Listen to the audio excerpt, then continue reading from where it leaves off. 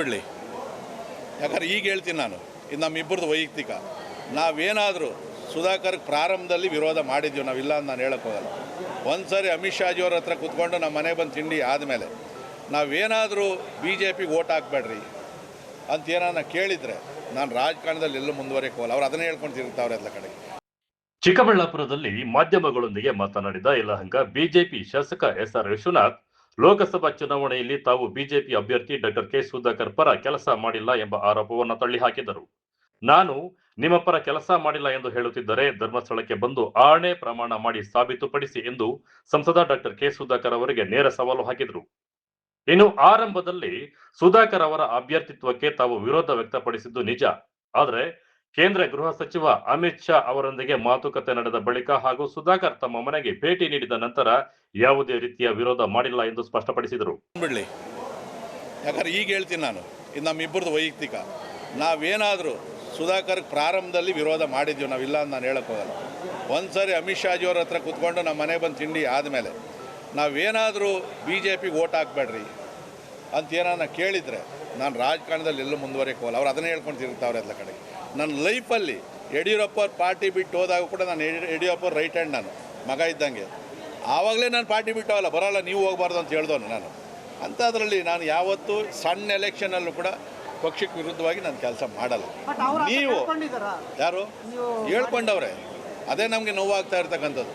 ಯಲಹಂಕ ಕ್ಷೇತ್ರದಲ್ಲಿ ನನಗೆ ಮೋಸ ಮಾಡಿದ್ರು. ಎಲ್ಲಿಂದ ಓಟ್ ಬಂತು? 85,000. ಅದಕ್ಕೆ ಮೊದಲು ಬಚ್ಚೇಗೌಡರಿಗೆ 76,000 ಲೀಡ್ ಕೊಟ್ಟಿದ್ವಿ. JDS ಅಲಯನ್ಸ್ ಇರಲಿಲ್ಲ, ಗೊತ್ತಿರಲಿ.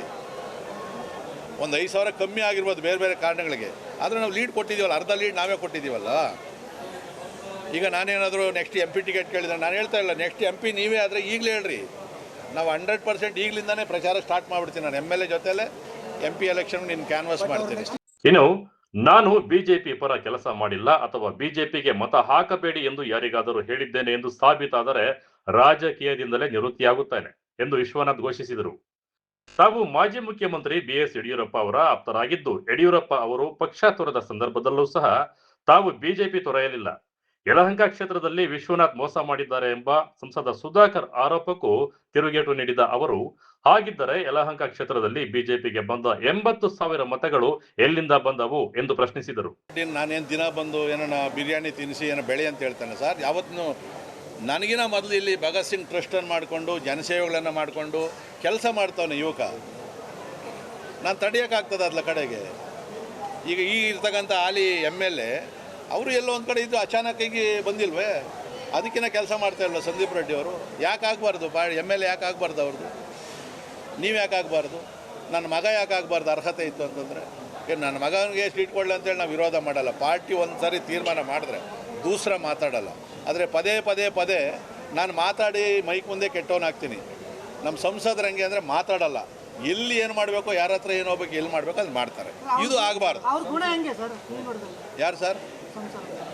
ಸಂಸದರದು ಅದಕ್ಕೆ ಒಂದು ದೊಡ್ಡ ತಂಡವನ್ನೇ ಮಾಡಬೇಕಾಗ್ತದೆ ಸರ್. ಅವರ ಹೆಂಗೆ ಏನು ಅಂತೇಳಿ ಈ ಸತ್ಯಶೋಧನಾ ಸಮಿತಿ ಮಾಡ್ತಾರಲ್ಲ, ಆ ಥರ ಮಾಡಿದ್ರೆ ಏನಾದರೂ ಅವರ ಪ್ರತಿಭೆಗಳು, ಅವರ ಮಾಡಿರ್ತಕ್ಕಂಥ ಒಳ್ಳೊಳ್ಳೆ ಕೆಲಸಗಳು ಮತ್ತು ರಾಜಕಾರಣವನ್ನು ಹೆಂಗೆ ಮಾಡೋದು ಅನ್ನೋದು ಒಂದು ಥೀಸಿಸ್ ಯಾರನ್ನ ಬರೆಯೋರಿದ್ರೆ ನಿಮ್ಮಲ್ಲಿ ಮಾಡಿದ್ರೆ ಒಳ್ಳೆಯದು. ನಮಗೇನು ಅಷ್ಟೊಂದು ಭಾಳ ಅವ್ರ ಜೊತೆಯಲ್ಲಿ ಏನು ಭಾಳ ಸಂಪರ್ಕ ಏನಿಲ್ಲ ನಮಗೆಲ್ಲ ಕೂಡ.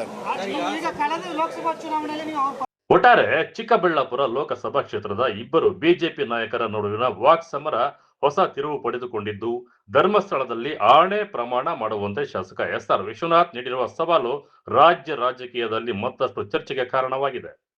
ಕಳವರ ಅರುಣ್, MMT ನ್ಯೂಸ್, ಚಿಕ್ಕಬಳ್ಳಾಪುರ.